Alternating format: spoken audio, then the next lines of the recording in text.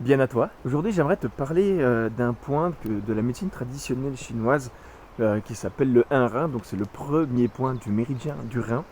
Et c'est un point qui est très intéressant. J'ai commencé à lire une petite page internet là-dessus. Et ce point permet notamment, par exemple, de recharger l'énergie de son rein.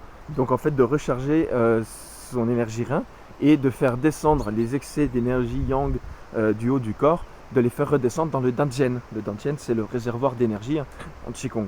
Et donc, stimuler ce point aurait pas mal de bienfaits. Il en a, c'est pourquoi je dis il en a des bienfaits. Je le pratique.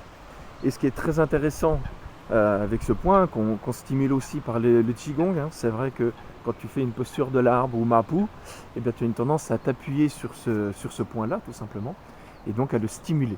Et ça, c'est très intéressant parce que ces postures statiques eh bien, font descendre un petit peu plus ton énergie en fait, quand tu as beaucoup trop de pensées, par exemple, et ça descend, et on a moins de pensées, moins de rumination, je dirais.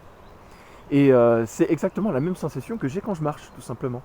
J'avais déjà dit dans d'autres vidéos, j'ai l'impression qu'au bout d'un moment de marcher pieds nus comme ça, en tout cas dans la forêt, dans la terre, pas sur le bitume, c'est ça que je veux dire, et bien en fait j'ai l'impression que il y a un truc qui se vide de la tête. C'est indescriptible, je peux pas dire je rumine moins, je peux pas dire je sens moins de pression, mais c'est juste un peu plus subtil comme ça. Et puis en m'égarant sur internet, je suis tombé sur une étude.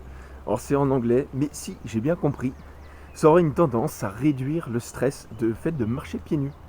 Et je trouve ça super intéressant en faisant le lien avec le point 1 du rein.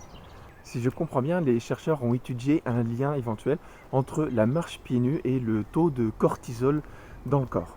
Alors pour info, le cortisol, c'est l'hormone qui est liée au stress du corps.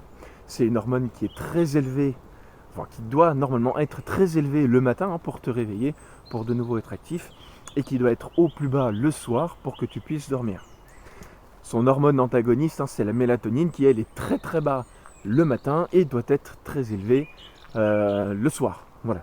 Donc il se peut que si tu as un dérèglement cortisol-mélatonine, eh ben, tu as peut-être du mal à te lever le matin ou surtout tu as du mal à t'endormir le soir. Et donc je fais le lien avec la médecine traditionnelle chinoise et ce fameux point 1 du rein, qu'on appelle Yongchuan d'ailleurs, source jaillissante. Le fait est que le fait de stimuler ce point, et qui fait donc descendre l'énergie yang, eh bien peut-être diminue en tout cas l'activité des glandes surrénales qui, je te le rappelle, produit le cortisol.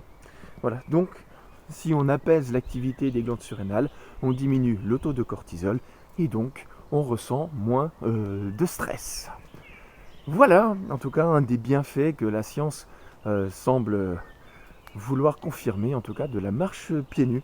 Alors pourquoi ne marches-tu donc pas pieds nus, hein? En tout cas, je te souhaite de développer ta conscience corporelle et de commencer aussi la marche à pied pour que tu puisses toi-même ressentir, faire l'expérience intérieurement, en tout cas, des bienfaits de cette marche pieds nus. Et d'ailleurs, je dis les bienfaits de la marche pieds nus, j'ai retourné l'autre jour dans les commentaires, j'ai retourné la question en fait. Plutôt que de voir des bienfaits de la marche pieds nus, n'y aurait-il pas des méfaits à ne pas marcher pieds nus, tout simplement. Voilà.